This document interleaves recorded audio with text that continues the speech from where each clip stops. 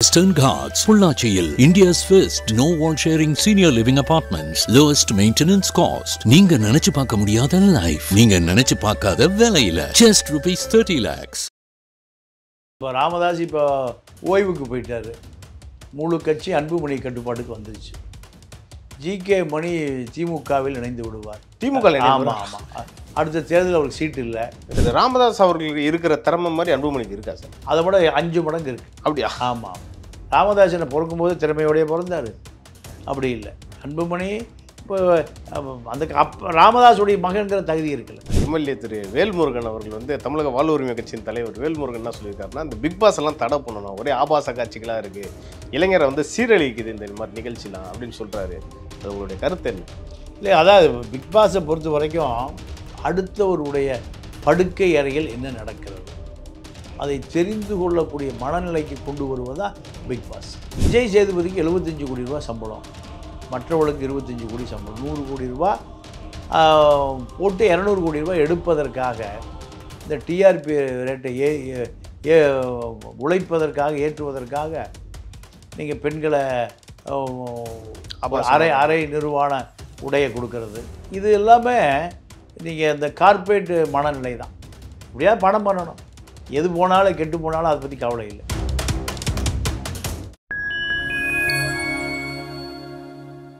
அடுத்தபடியாக வந்து சட்டப்பேரவை கூட்டத்தொடர் இன்றைக்கி தொடங்கியிருக்கு. தொடங்கின நாளே வந்து அன்புமணி தரப்பு எம்எல்ஏக்கெல்லாம் வந்து போராட்டம் பண்ணிட்டு இருக்காங்க. ஏன்னா இவர் வந்து சட்டமன்ற குழு தலைவராக இருக்கார், யார், ஜிகே மணி அவர்கள். அதே மாதிரி கொறடாவா அருள் இருக்கிறாரு. இது என்னதான் சார் நடக்க போகுது? தேர்தல் வேறு நெருங்குது, இவங்களுக்கு வந்து 2 பக்கம் சண்டை போட்டுக்கிட்டு இருக்காங்களே, என்ன நடக்க போகுது? இல்லை, ஒன்றும் நடக்காது. ராமதாஸ் இப்போ ஓய்வுக்கு போயிட்டார். முழு கட்சி அன்புமணி கட்டுப்பாட்டுக்கு வந்துருச்சு. ஜிகே மணி திமுகவில் இணைந்து விடுவார். திமுக? ஆமாம் ஆமாம்.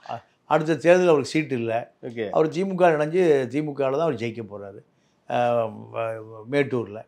சரி, இதுதான் நடக்க போகுது. ஜிகே மணி இன்னும் ஒரு 4 மாதம் 5 மாதம் நானும் பாமகன்னு சொல்லிகிட்டு இருப்பார். அவர் பையன் தமிழ்குமரன், அவர் இப்போ ராமதாஸ் இளைஞரணி மாநில தலைவராகிறாரு. அதெல்லாம் இன்னும் ஒரு 3 மாதம் 4 மாதம் அப்புறம் இவர்களெல்லாம் காணாமல் போய் விடுவார்கள். அன்புமணி கை ஓங்கிரும். அன்புமணிக்கு பாஜக சப்போர்ட்டு, எடப்பாடி சப்போர்ட்டு, இனி அப்படி தான் போகும். இவங்க வந்து என்டிஏ கூட்டணிக்கு தான் போக போகிறாங்களா சார்? யார்? அன்புமணி தரப்பு கன்ஃபார்மாக அதெல்லாம் இருக்காங்க. புதுசாக எங்கே போக போகிறாங்க? அதெல்லாம் இருக்காங்க. அது தொடரும். இல்லை, ஒரு பக்கம் இவர் வந்து திமுக கூடயும் கூட்டணி போகலாம். இல்லை, அது திமுக கூட கூட்டணி போகலான்னு ஜிகே மணி சொல்கிறார். ஓகே. ராமதாஸுக்கு இப்போ ராமதாஸ் தான் பைபாஸ் சர்ஜரிக்கு போயிட்டாரா? இனி அவரால் போய் மேடையில் பேச முடியுமா? ஊருக்கு போக முடியுமா? முடியாது. 3 மாதம் 4 மாதம். உண்மையிலே அவருக்கு என்னதான் சார் ஹெல்த் இப்போ பரவாயில்லையா? இப்படி தான் 87 வயசு எல்லாருக்கும் வர்ற நோய் தாங்க அது. 27 இல்லையே, 87. முதுமை தான். முதுமையில் பல நோய் வரும். அவர் ஓய்வெடுக்க வேண்டியவரை தவிர உடம்புல ப்ரெஷர் ஏற்றிட்டு கட்சி கத்திரி அதெல்லாம் நடக்காது. இதுதான் இனிமேல் அவர் மீதி காலத்தை அமைதியாக இயற்கையை நேசித்து கொண்டு செடி கொடி மரம் விலங்குகள் ஆடு மாடு குருவின்னு வளர்த்துட்டு இப்போ டென்ஷன் ஆகாமல் இருப்பது தான் அவருக்கு நல்லது.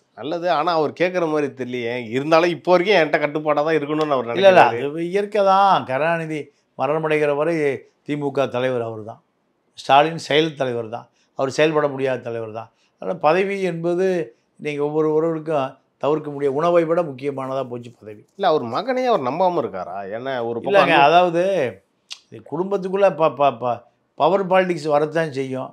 வந்த பிறகு யார் கை ஓங்குதோ அவர்களுக்கு ஒத்துழைப்பு கொடுத்துட்டு அமைதியாக போகிறது தான் பெரியவர்களுக்கு கடமை. அதை அவர் செய்ய மறுக்கிறார்.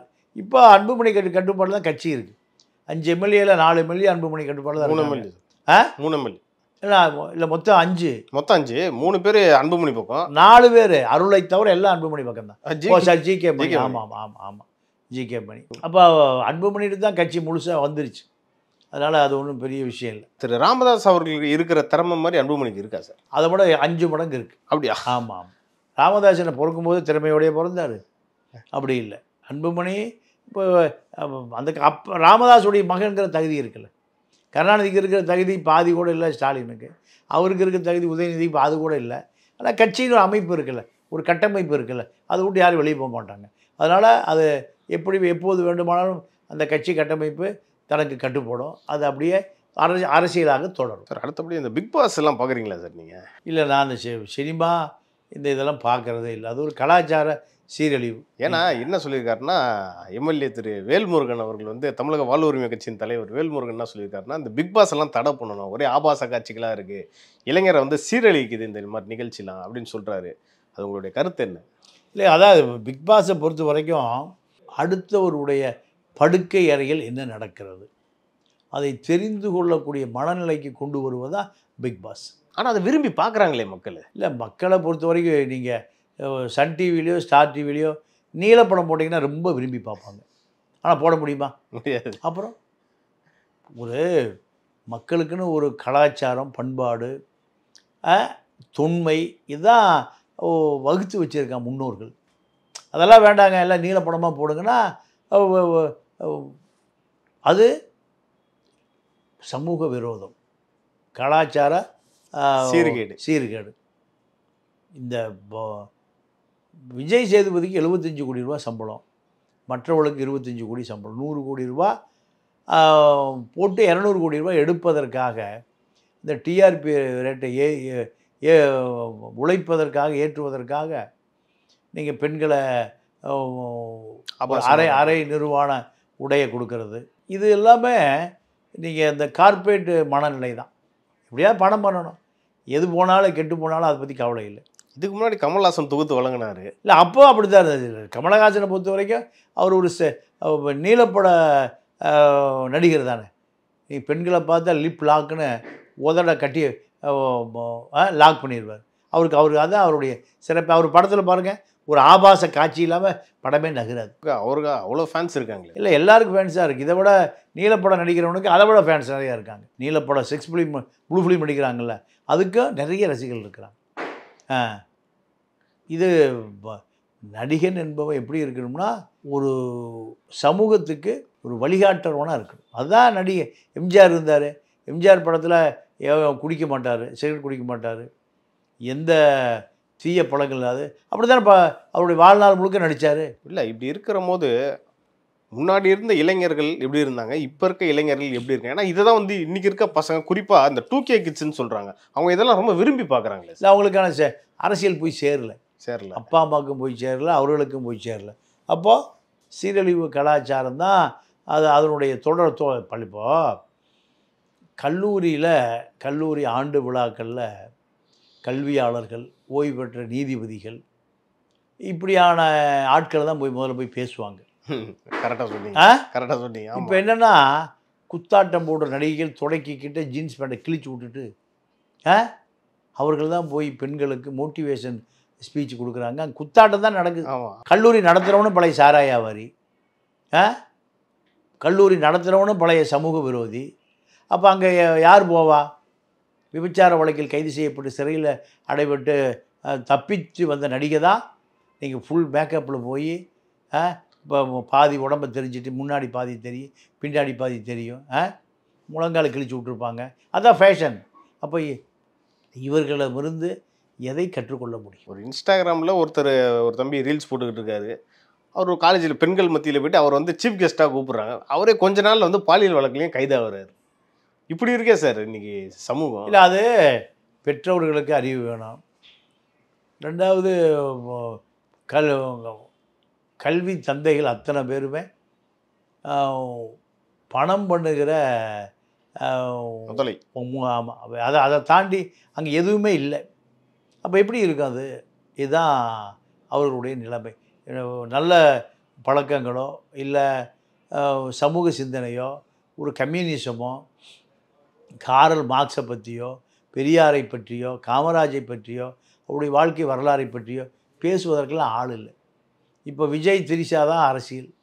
அப்போது இவர்கள் எதை கற்றுக்குவான், எது கற்றுக் கொடுக்கப்படும்? சார் அப்போ இருந்தால் இப்போ நீங்களாம் கூட இளைஞராக இருந்திருப்பீங்க. அப்போ வந்து உங்களுக்கு என்ன சரி ஈர்ப்பு வந்துச்சு? இந்த அரசியல் நம்ம கற்றுக்கணுன்ற அந்த ஈர்ப்பு வந்திருக்கும்ல. இன்றைக்கி அதை வந்து பசங்க தவறதுக்கான காரணம் வந்து போய் சேரல, அரசியல் போய் சேரல. அது சோஷியல் மீடியான்னு எடுத்துக்கலாமா? சோஷியல் மீடியாவில் கண்டதும் வருது, அதை பார்த்துக்கிட்டே வந்து இன்றைய மாணவர்கள் வந்து கெட்டு போகிறாங்கன்னு எடுத்துக்கலாமா? இல்லை, அதாவது சோஷியல் நீங்கள் அரசியலே இல்லை.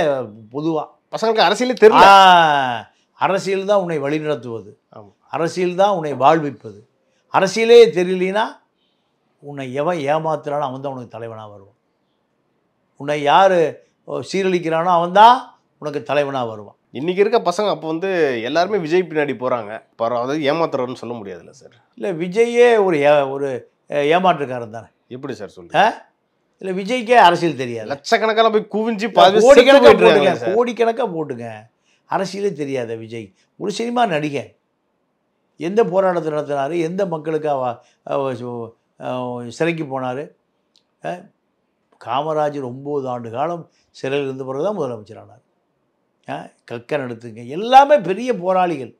போராட்டம் என்னன்னே தெரியாது. கேரவன் வேனை விட்டு இறங்க முடியாத, இப்போ கரூர் வேலுச்சாமிபுரமே 27 ட்ரெயின் பறக்க விட்டு 27 கேமராவை ஜனநாயகன் படப்பிடிப்பை நடத்துபவர் எப்படி மக்கள் தலைவனாக இருக்க முடியும்?